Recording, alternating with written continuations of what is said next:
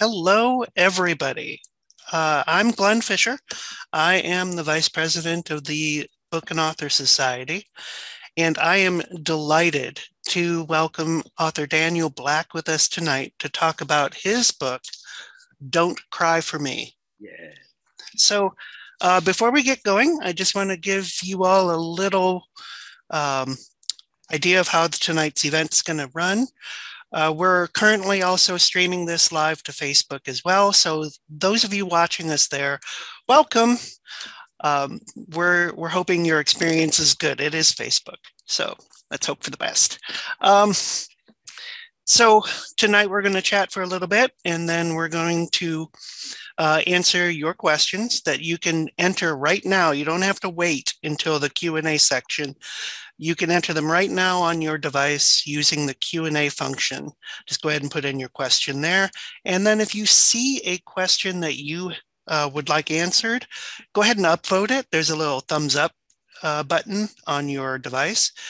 And that helps our other member, Sarah Andrus, our secretary at the Book and Author Society. She can sort those and figure out which ones we need to prioritize if that's the case.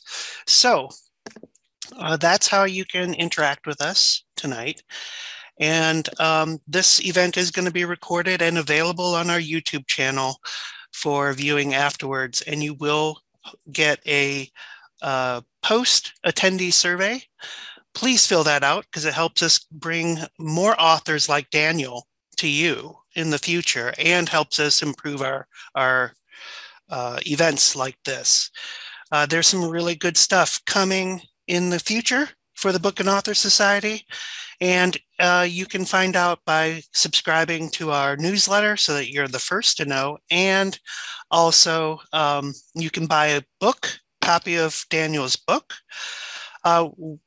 We really just want you to buy the book, frankly. Just buy it wherever, even if you just want to get it from your local public library. That's great. Read this book. It's really worth your time. But we also want to support our independent bookstores and booksellers out there. So we've set up a link for our bookshop.org store so you can see all of the authors that we've got coming for you this winter, and you can purchase their books there. But wherever you want, you go ahead, you get that book because we don't want you to miss this story. So if you have any other questions, then please feel free to put that into the Q&A now, and we'll get to that a little later today. So with that, thank you so much, Daniel Black, for joining us tonight and sharing with us Don't Cry for Me. I finished this book in 2 days. Wow. Which is remarkable for me because I am not the fastest reader, but this was just such a delight. Oh, wow. Wow. Thank you. And Glenn, thank you for having me. And everyone, thank y'all for joining us. This is just fantastic. I'm just having a ball with this book. I'm loving how it's touching people. I'm loving how it's circulating in America. I'm loving all the ways that this book is bringing people together and initiating healing. It's just a fantastic moment. So thank you for having me, Glenn, and can't wait to get into this discussion. Well, with that, the first thing that I really appreciated about this book was the author's note at the very beginning that helps set things. Would you like to say anything about that? Because that was really helpful to me. Yes, I wrote the author's note after I had written the novel. So I wrote the author's note last.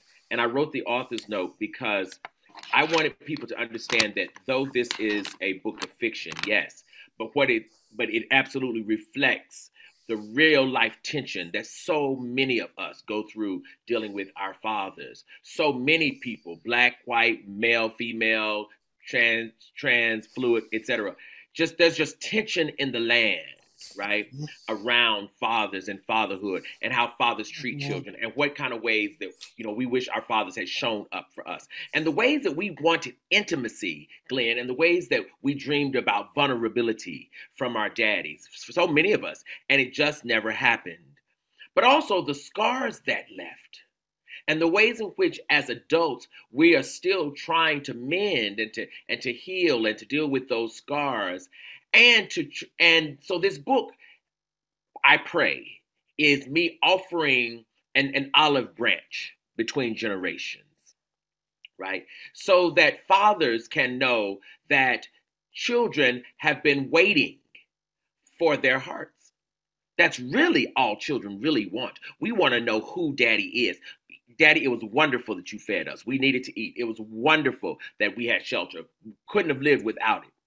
But the thing we really wanted, right, is, Daddy, who are you?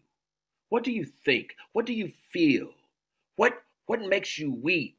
You know, and we've been waiting on Daddy's heart a long time. And so I would really tell fathers, take a deep breath and give your heart away. That's the healing thing. See, that's exactly right. I mean, that's very powerful. And your relation, a man's, particularly a gay man's relationship Right. with his father is very different from when he was a child to when he's an adult. And that dynamic completely changes. So it's really nice to see that advice for fathers, particularly to come out. But that author's note was just so useful to setting the tone for the book for me. So look, everyone listening, please don't skip over the author's notes or any of the other stuff at the beginning of a book, because it really does help set the tone for your reading. The author put it there for a reason, so please don't skip it. But the format of this book was just so good. I wasn't sure what to expect, even though I read, the reviews and the blurbs and all that. Right. And the format of the letters, like writing letters that really didn't get answered. That's right. It's a one-sided conversation. That's right. And I thought that was just such a really interesting way of telling this story. How did you come up with that? Because in this case, I wanted more perspective than point of view. Right. I wanted the father to have center stage, right? And I wanted the father to be uninterrupted. I wanted the daddy to be on display for all practical purposes for the entirety of this narrative. I wanted the daddy also, for the first time in his life, to understand his significance and his power, right? His worth, right? To really understand the authority that he had and still has in the middle of his hands, right? And to understand that what he does with this will breed life or death for his son, And I guess I may as well just go ahead and tell you and the rest of America too. The son's response: I'm halfway through it, right? So Isaac writes his own series of letters back to his father, right? I'm halfway through. Oh my God, it's killing me. It's just the most poignant kinds of, oh my God, just unbelievable. But for now, I wanted this book to really be centered upon Jacob, because I wanted Jacob to pour his heart out without hesitation. I wanted him to absolutely take the time to really explore and examine the depths and the contours of what he's never ever said out loud. And quite frankly, I wanted a poor, Black, disenfranchised Black man to reign as king for a moment, right? And to really understand that who he is and what he is has value and it has worth, And I wanted him to admit to himself that he wounded his son, though in his heart he loved him and he wanted to love him. But also, and I think this is so important, Glenn, for him to admit also that he came from an era, ERA, and a time in which what his son was asking of him was generationally impossible. His son was asking him to understand, to comprehend, to conceptualize what a Black gay boy needed in the 1960s. And his father's, I don't have any idea what you're talking about. Because what does it mean for a boy to love a boy. Like, what is that? Who does that? How do you do that? Is that even right? Like, does God even consider that? Like, what the hell is this? And I wanted to show America too that as comfortable as many people are now with fluidity, right? With, what's your pronouns? All of this, which is beautiful and wonderful in terms of inclusion of difference. Just a generation ago, and I mean just a generation ago, people had no notions of these ideas whatsoever. And part of the reason, Glenn, is because this black boy, Jacob, who grows up in rural Arkansas, America had absolutely dismissed his intellectual growth, had no investment whatsoever in growing him as a spirit, in growing him as a citizen of this country. America literally dismissed and threw him away. And then he becomes an adult, right? And all of a sudden now, we want a thinking, functioning, cosmopolitan kind of spirit. And Jacob is trying to tell his son, nobody gave me the tools to construct what it is you needed from me. I would have given it to you had I had it, had I known even where to find it. It was outside of his conceptual realm. Mm-hmm. That's really powerful. And that actually comes through very clearly in this book as you're reading through it. And it several times I got kind of heart punched, and I think that was the intent. But mostly because there are so many tensions between father and son that a lot of fathers and sons have right now. And while things have improved, I think people are a little more comfortable with it. There's still a long way to go. There's a long way to go, certainly. So, and that's important because in many circles, especially in academic circles, et cetera, it can seem like this concept is so remarkably evolved, right? And in a few places that's true. But the truth of the matter is in the general terrain of the land, right, there is much work yet to be done. And the point is not trying to get people to deem sexuality their preference or try to deem sexuality right. The point really is can someone be different from you without being abused by you? Mm-hmm. That's the press. Can they be different whether you like it or you don't? Whether you agree or you don't? Whether you think they're going to hell or not? Must they be abused by you because you don't see the worth or the value of that existence? Because see, that's at the seat, Glenn, of racism in this country. The point of racism is that you treat someone differently because they're different. Mm-hmm. That's the cornerstone of racism. And so racism and homophobia and misogyny all have their seed in the same thing. And that is the notion that when people find something different, they think they have to fight it. Rather than embrace or understand. Or just let it exist. Coexist, yeah. That's a really, really good point. I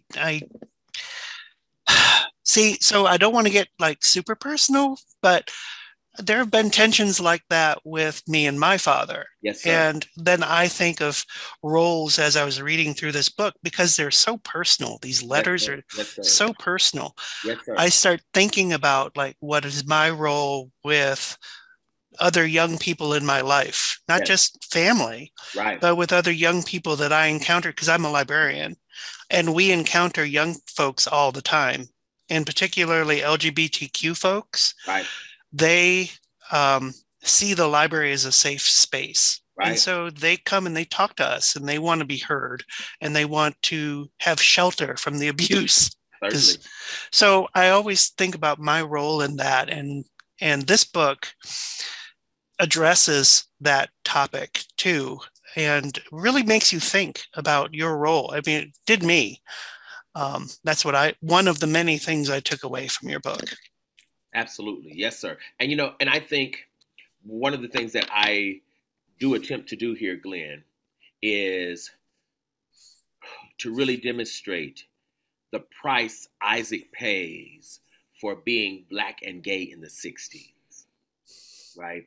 And the truth of the matter is the price any child paid for being gay in the 60s. Again, I think of these young people now, and thank God, thank God, thank God, they have the kind of world, right, wherein they can declare their sexuality, in high school, or they can walk the earth in a rainbow colored T-shirt, or they can, they can tell their parents, this is who I am, and if you don't like it, it doesn't matter.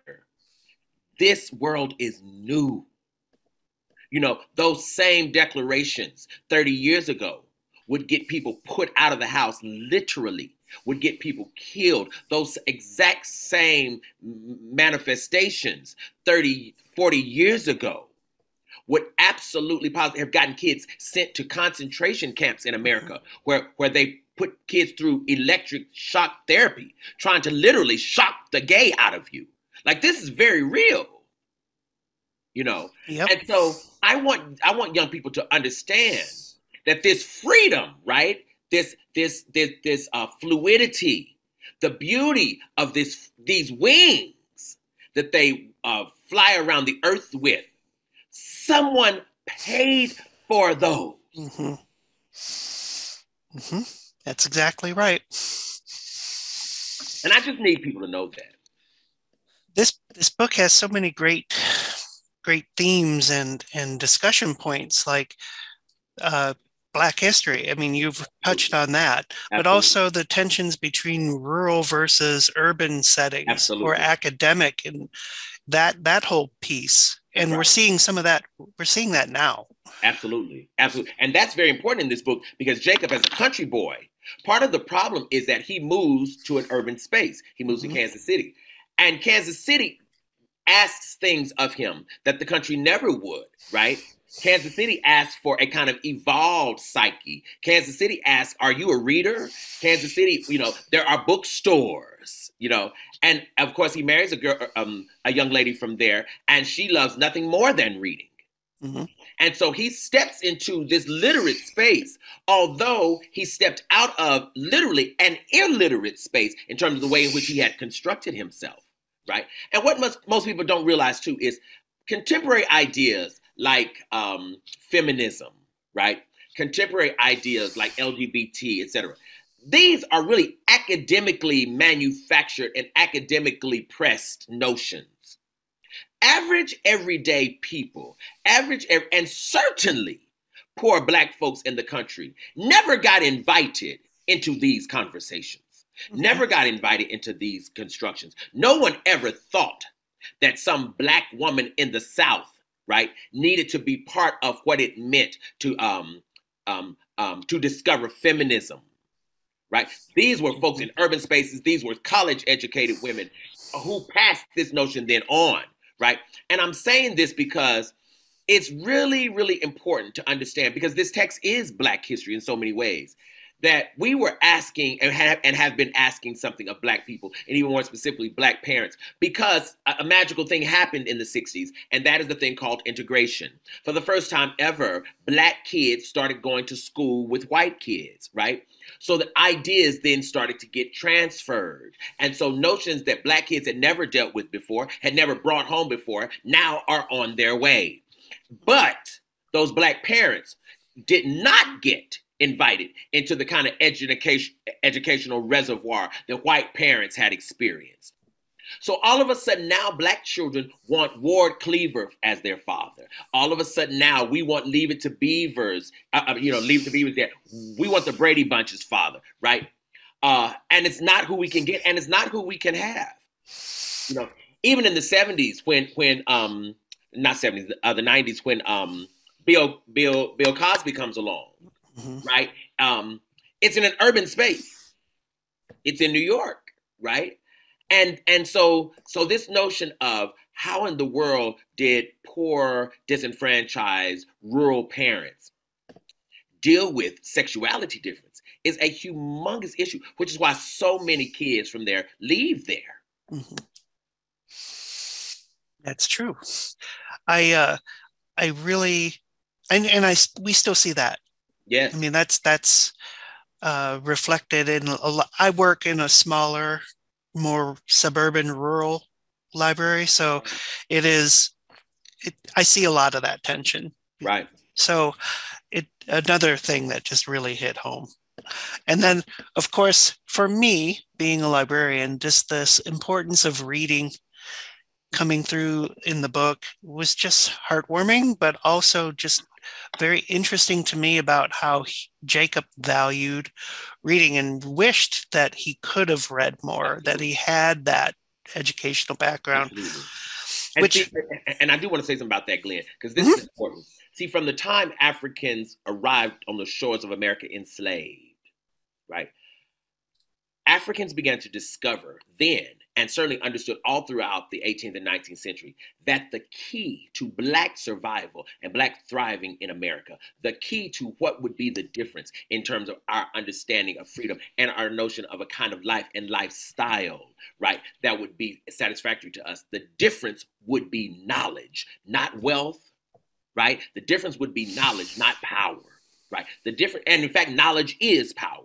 Right. And so we come from people who understood that if you could read, you could construct your own identity. You could construct your own world. Right. Which is why so many folks in the 18th and 19th century went out of their way to make sure African people could not read, which is why reading was even illegal in so many places. Right. So reading is not just leisure activity for Black folks. Reading was life or death.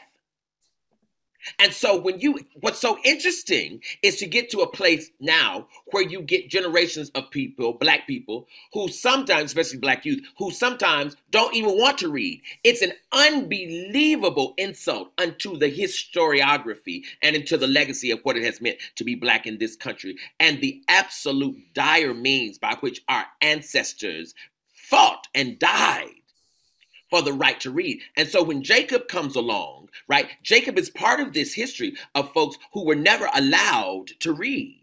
And, he says, my grandfather, I don't think could read at all. My grandmother could a little, but just barely. And so they had the dream of somebody going to school, which is why Jacob gets to go as far as the 8th grade. And this is funny because compared then to his grandfather who raised him, Jacob went to school a long time, right? And so when Isaac graduates from high school, oh my God. And then he goes to college. But see, people don't understand that what it took for a poor Black, uneducated man to send a son to college when he barely had finished the 8th grade. That is an achievement most colossal. But it seems very small because people take now reading for granted. Yep. But reading meant life or death for Black people in this country. Wow. That's so so important. Wow. As I was reading through this book, it struck me that like Jacob is not a reader. He's not a well-educated man. That's right. And his letters are just so beautiful and impactful. So like, did he, as he's writing these letters to Isaac, are these letters coming out so beautifully because of his experiences? I'm just curious, like, how did somebody who... These letters are coming out because, remember, in fact, it's kind of a full circle. He doesn't start writing them until he had been reading for 20 years. Remember, he's writing them on his deathbed. But by this point, he's been reading for 20 years, right? And so his facility with language has multiplied. He's learned words. He's spent all these years doing that. He's telling it in real time so that Isaac he's walking Isaac through his history, right? But he's actually writing the letters at the end of his life. That's a really important note. I saw that as I was reading through that. I really want to know what books he read because his letters came out so beautifully and they were moving. Like he has a facility with language, he has talent there, and really can condense a lot of feeling into the letters to his son. And I only hope, and I'm really looking forward to the next book. I'm hoping that the response from Isaac recognizes that. I can only imagine the kind of pressure that you're under trying to write Oh my things God. from Isaac's side of the thing. It's got to be just so hard. Yeah. So, um, what else should our audience know about this book? I think our audience should know there are two things I think that just really stand out in my head, right? And that is the role of music in this book, the role of Hmm. music in the Black community. To understand that music, in some ways, was the language Black people held on to, even when having not been invited into the literary world or into the tradition of literacy in this country. Church, the church did its part in terms of music.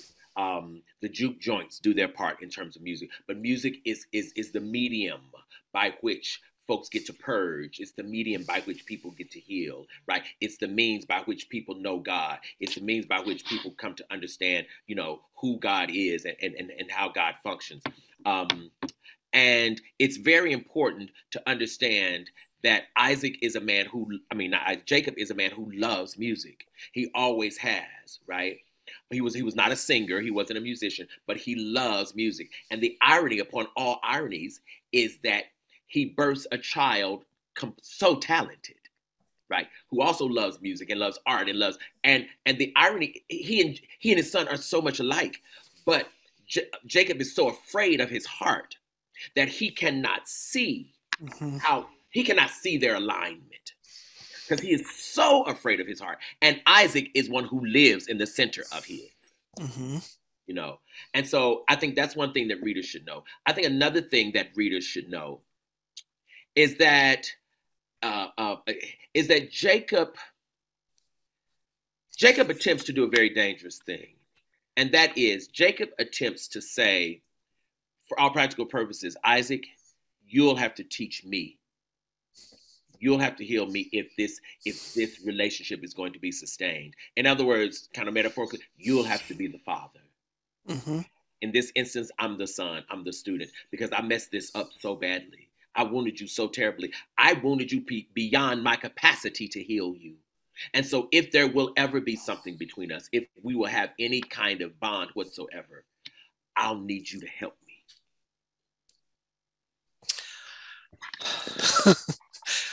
that is that's part of what really that was one of the many hard punches that I got from this Oh, book. yes, sir. Yes, sir. Yes, sir. Because regret, a lot of regret, like That's right. why didn't I respond or why didn't I take action? Yeah. um, those of us who have lost a parent have that no matter what, no matter who you are. When you lose a parent, you all or a loved one, you always wonder, like, if the relationship was a damaged one, what could have been. What could have been. That's right. And the other part of this book that really speaks to me is, um, it's a personal anecdote that I used to be an academic librarian at a private university, and they had a program that addressed that went out and got young Black men Mm, specifically who couldn't go to college normally and brought them into college right. on scholarship, and got them a degree, an undergraduate degree, and they came to the library, and I got to work with them. And one of the cohorts was, oh, I don't know, maybe a dozen or so.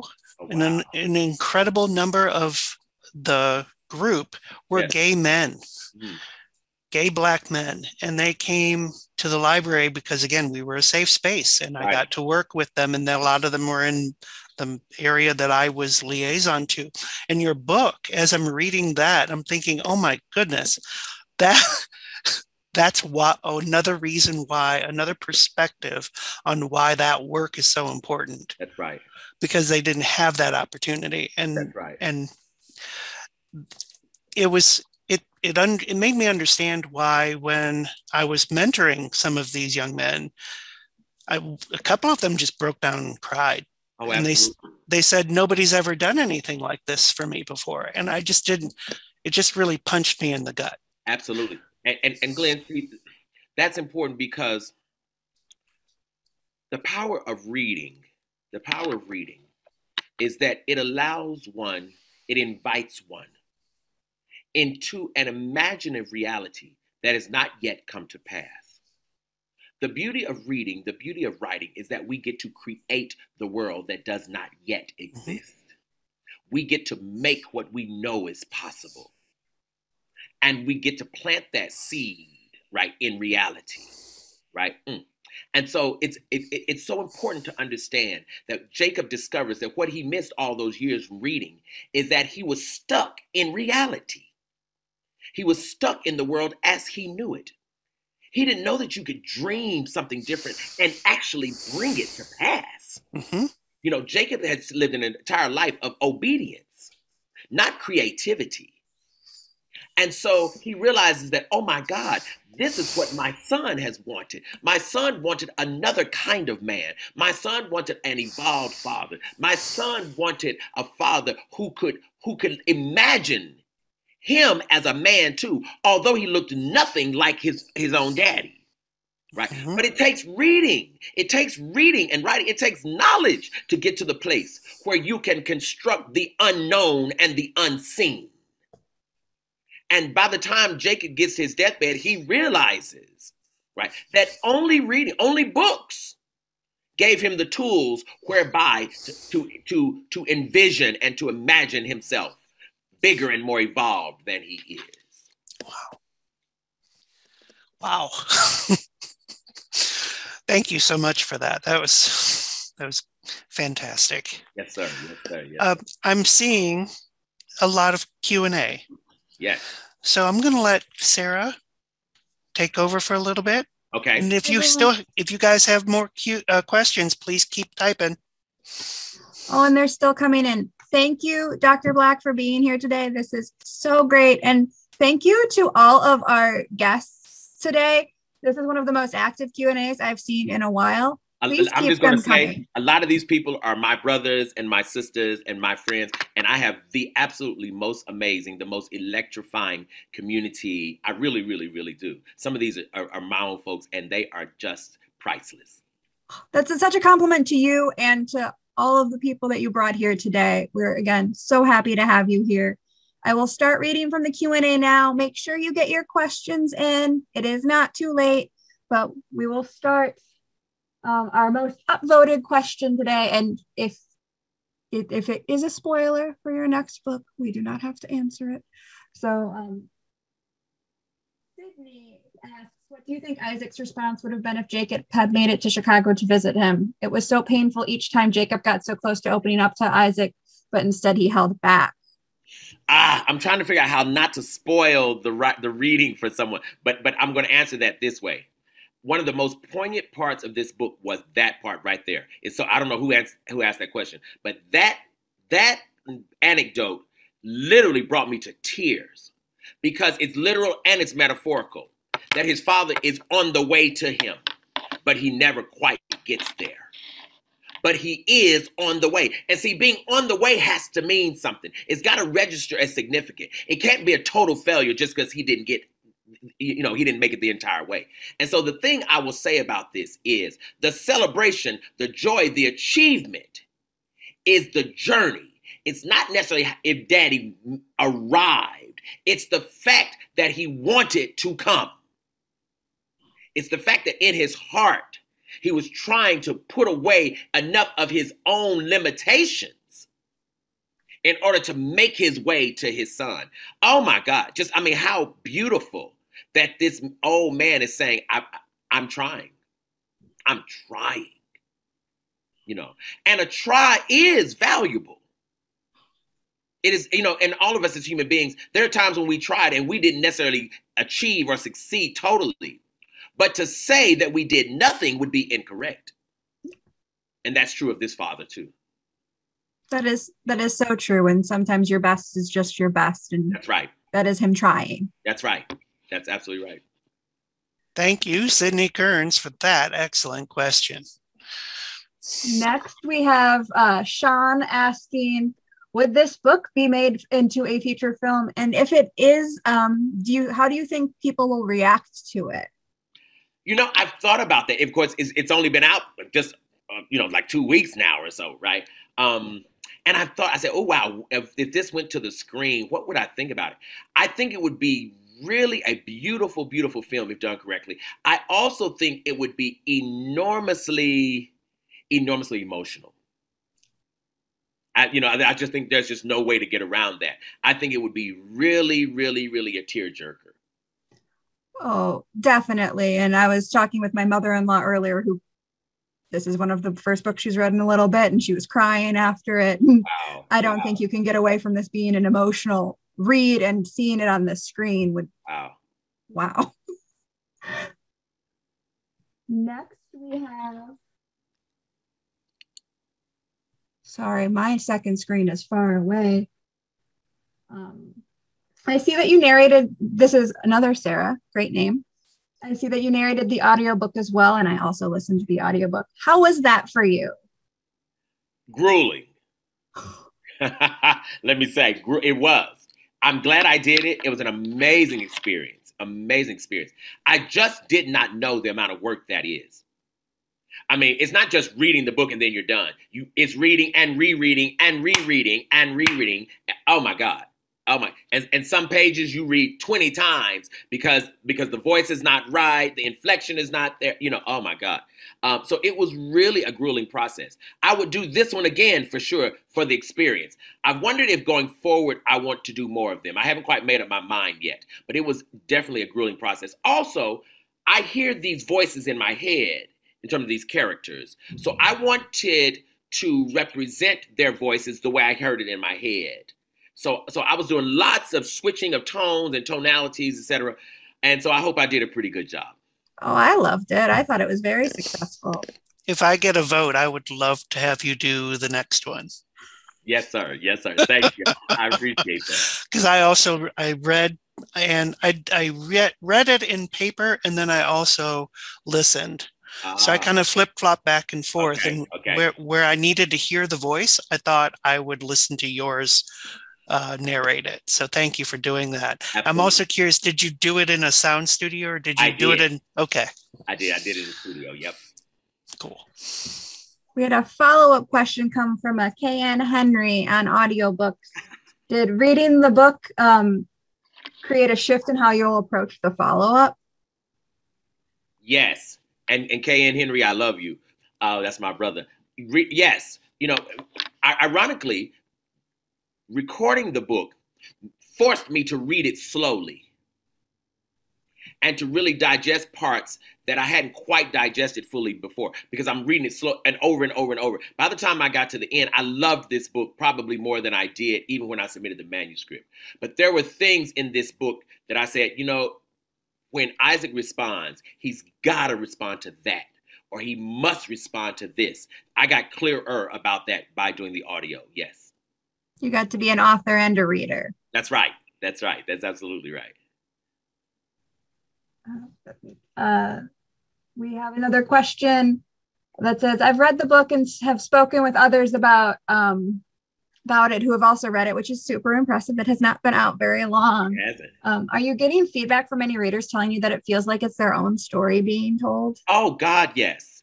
Absolutely. In fact, I get messages every single day, literally, on either Facebook, Instagram, lots and lots of Instagram messages. It's a book of the month selection, and that has been just fantastic. And I've gotten messages from folks of every race, every gender, literally, and everybody saying, "This is my story. This has been my story." That's been so heartwarming. Even, I must say, girls in terms of their relationship with their fathers. And it has really helped me to see that there's something we need to tease out as a nation in terms of patriarchy. It's not doing us the favors we think as men. It is absolutely, positively not contributing unto the beauty of family and nation that people once imagined. There are ways that we're wounding people all over this nation, and we don't know it. And in some instances, I think we absolutely don't mean to, but it's still true. And so the answer to that is absolutely. People are telling me everywhere that this is my story. Oh my God, I wept because I wish my father would have said some of these things. Absolutely. That is such a powerful, it's so cool that people have been able to reach out to you and Yes. have those kind of moments as well. Yes. And everybody who reaches out, I try my best to respond to every single person. Oh, you're a hero. It's a lot. We have another question from Sydney. What do you think Jacob would say to his own father who abandoned him? And would he be able to have any sympathy for his grandfather who did not have the ability to do better because he was not given the opportunity to experience the world that Jacob was growing into? You know, my honest truth is I'm not quite sure what Jacob would say to his own father, but I do think what he would say to his grandfather, right? Because he has an emotional tie to his grandfather. I think he would tell his grandfather, I forgive you too. Because he realized that he did what his granddaddy did, which was the exact opposite of what he meant. And what I think Jacob discovers is, can a man actually do the opposite of what he intends? Absolutely. When there's distance between your heart and your head, you'll fall somewhere in between. Yeah. Next up, I have a question from Tracy. And I think based off of your author's note and how real this book feels, I think some of us are wondering how autobiographical it is. She's wondering, was Rachel in any way based on your own mother? In some ways, yes. In some ways, yes. In some ways, no. And part of that truth is because I only knew my mother very, very vaguely. Literally, I knew my mother for about a week in my life. Long story, but I didn't grow up with my birth mother, and I never knew her. There was no phone calls, no visits, no cards, nothing. It's as if she didn't exist. And then one day she appeared, and 10 days later she died. So that's as long as I knew her. But I did meet her family, and they told me many things. And some of the things they told me about her are wrapped up in Rachel's nature. So absolutely, absolutely. And in some ways, Rachel is the mother I think I dreamed and I wanted. Yeah. Was that a powerful experience for you? I mean, you write in the author's note that this is the letters that you would never get, and then being able to put the mother that you did not have into this as well. Absolutely. And a very powerful experience. Because again, what I discovered is that the power of writing is that you get to fill in your own gaps. You can even recreate your own memory, because memory is not facts. Memory is the way you put it together. Memory is the way you remembered it, literally the way you remembered the thing, right? And I realized that in writing, I could reconstruct my own hurt. I could reconstruct my pain. I can make people honor me who really didn't. I can make people love me who hated me. I can make folks think of me who might not have thought of me at all, because I get to make myself safe, in my own literary space. So yeah, it was definitely a powerful experience. And what a gift to be able to do that, and with your creative voice, that is such a gift to us as well. I appreciate that. Thank you. I am not just flattering you. You're my favorite book of the year so far. I thank you. I really do. I'm so honored. I really, really am. We have several more questions, so I'm going to keep trucking on. Okay.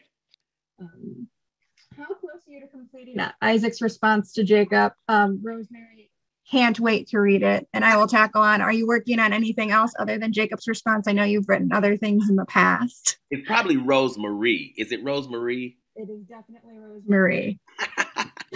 Rosemary is my mother. So I love. No, honestly, that woman has saved me in ways. I just burst into tears if I kept talking about it. She's literally filled in gaps for me. She stood in the gap for me in ways that's just immeasurable. But I'm probably halfway. If I were not teaching this semester, I could have it done by now. But I'm teaching, which means I'm preparing lectures and grading papers, etc. If I had a good 90 days, I could knock it out.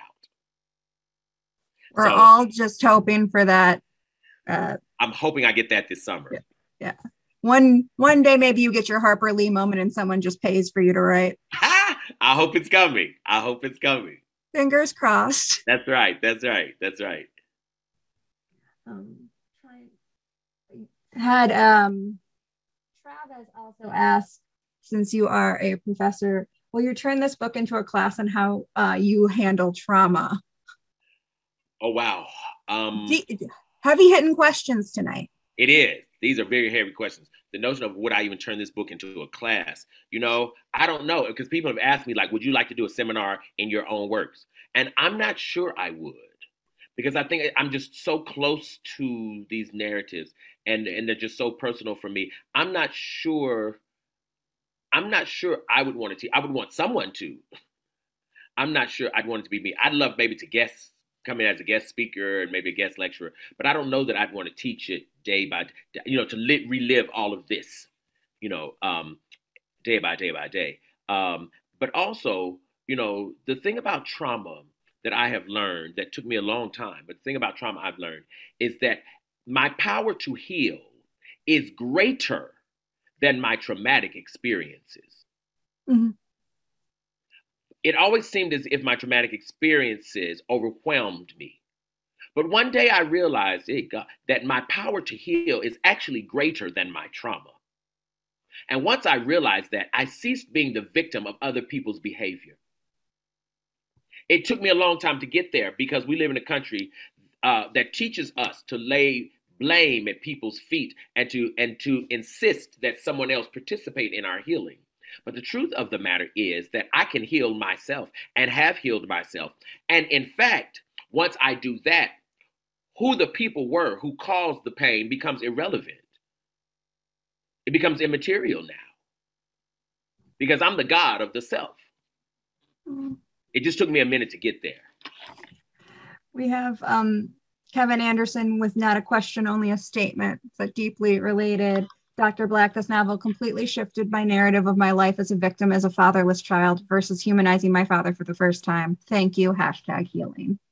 Kevin Anderson is one of the most amazing Black men I know. Really, seriously. He's in Houston, Texas, and he does work around the healing of Black folks and LGBT community members. And the work he's done, the seeds he's planted, the people he has healed, the lives he's touched, is absolutely innumerable. I love him, and I love the work that he does.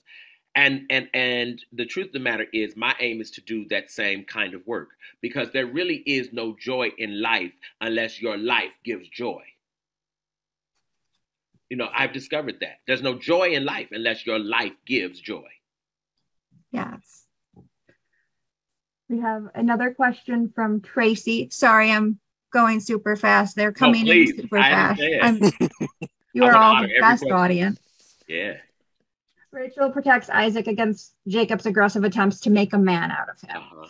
But when he initially tells her that he is different, she rails against him and calls Jacob to handle it. Why was this loving mother unable to accept these things about her son? Because it's not true that because a mother is protective and because a mother loves a child, that the mother also loves every aspect of that child's difference. That's not always true at all. And it's not true that only fathers often have railed against sons' sexuality. That's not true either. And also, mothers more than fathers can distinguish between a different child and a gay child. Mm-hmm.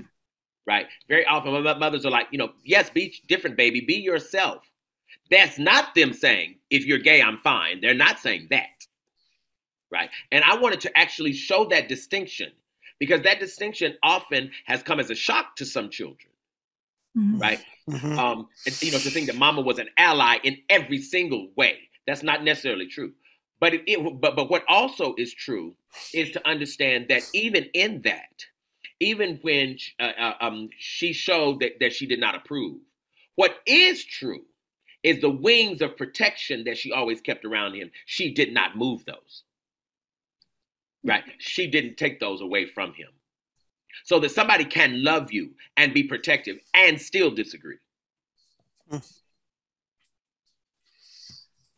Well, I'm running out of time for questions, but something that we have not gotten to in all of our wonderful conversation tonight has been your writing process. Sydney asks, what's your writing process like? And what would you tell someone who dreams of writing a book? Well, my writing process, I write every day. I typically write every single day. When I'm teaching, sometimes I'll take a break because I'm grading papers, etc. But when I'm in writing mode, I write 3, 4, 5 hours a day. Oh, absolutely. I'm so impressed. If not, I just never get it done. I'm a disciplined writer in that sense. Sometimes it's the time I write, and sometimes it's the number of pages. Like I never get more than 5 pages in a day. Never. I don't care if I write 10 hours. I never get more than 5 pages in a day. These people who write 20 and 25 pages a day, I'm so envious. I never get more than 5 pages in a day. There are days where I can write 5 hours and I get 1 paragraph. Because like the rhythm, the cadence, I want it right. I'm also not one of those writers who can just write just any old thing and just go on and then I'll come back later. It has to be right to me in the moment. So I edit and write, and I'm my own editor, right? So I edit and write and I do all of that, simultaneously. So we are not finding any messy first drafts from you. No, I don't like that. So the thing I would say to anyone who is a burgeoning writer, the thing I would say is learn grammar. Learn the rules, learn the craft, learn the signposts of the discipline. And then you can learn how to obfuscate them. You can learn how to transplant them, etc. But you cannot violate a rule that you don't know, right? That's called a wreck, And so I would definitely tell people to learn the craft. Don't just have a good story to tell it well. I think that's very important because I think that also honors people who buy your work. Make people believe that they're important enough to give you well-written work. Yeah. It's like, in a restaurant, you want the food to taste good, but you also want it to look good. Mm-hmm. And sometimes, we've all had that experience where people say, oh, this is really delicious. I know it looks horrible. And most of us are like, no, thank you. It really might taste well, but most of us won't know it because it's so repugnant to the eye, And so I think it's important to tell a good story. I think it's important to have a good story. I think it's important to present it excellently. A question that we seem to usually get is, what are you reading? And since you were just talking about learning your craft, what are you going to recommend to all of our viewers today? I'm a person who reads multiple books simultaneously all the time. I'm never reading one book. I'm always reading 4 or 5 books just as a rule. You got to get through them all. Right. I'm reading Toni Morrison's essay collection. I'm trying to remember the title of it now. I can't remember the title off the top of my head, but it's her latest essay collection. I'm rereading Between the World and Me by Ta-Nehisi Coates. Right? A great book. I'm always reading something by Marilynne Robinson. She's one of my absolute favorites. Right? Oh, I love Marilynne Robinson. Gilead, I could read over and over and over, just nonstop, continuously. Right? And what else am I reading? Oh, I'm reading a lot of August Wilson's plays. Oh. That are really very, very beautifully written. Yeah, I'm teaching a class on him, so I'm reading a lot of his stuff. Let me see, one more thing. What else am I? And let me just look around, and I'm reading the biography of Frederick Douglass by David Blight. The big thick one. The new one? Yes. Yeah, and it's really very, very, very exciting. Yeah. Oh, very cool. I'm also a librarian. I just bought that for our collection, and I'm waiting for it to come in. Yes. Awesome. All right. Well, that takes us almost to the hour. I'm going to hand you back to Glenn for any last questions. Yes, I did. There was one that I'm interested in. It said to ask about the title. So how did you come about the title? And I'm curious if there's a story behind this beautifully illustrated cover. Isn't that cover gorgeous? So good. Just so good. Every time I look at this, I say, oh my God, look at that cover. I'm just so absolutely gorgeous. The first thing though, this question, of Don't Cry for Me. How did I come up with the title? You know, I was writing this book, and it's always true for me that I start the book before I ever know the title. That's always true for me. Very often what's true for me is that the title won't come until the entire book is done. Right. This one, I got all the way to like the last page or two.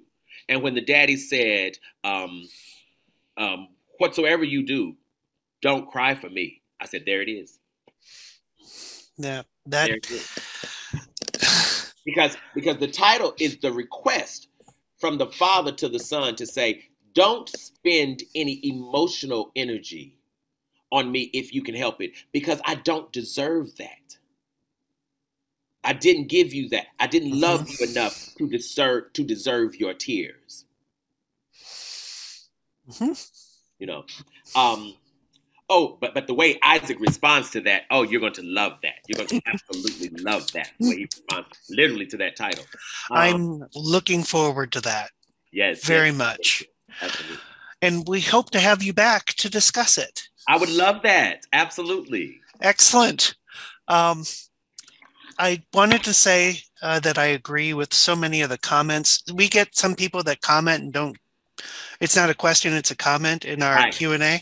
And we get so many in here who say just what a fabulous writer you are, and how much they really appreciate all of your work. And I got to just echo that. This has been an honor and a pleasure, Dr. Black. Thank you. It's been an honor for me. It really has. And Glenn, I want to thank you both for reading the book. And I want to thank you for being open to the ways in which it touched you and your own life as well. I really, really appreciate that testimony. And my prayer is that this book will do healing work all over this nation. I want to thank all of our viewers who joined us tonight, any of our Facebook viewers too. Hopefully it worked. And I wanted to let you know that the Book and Authors Society is having a Bryn Turnbull on March 21st at 7 p.m. That's a Monday, here on Zoom again. And she's going to be talking about her newest book, The Last Grand Duchess. Then we have another author coming in April, Jane Green, who's going to talk to us about her book, Sister Stardust. Both of those events are available on our website now for registration. Please feel free to go and register now. You'll get reminders as we get closer to that date. Get a copy of the book. And thanks again for being here. We really appreciate you.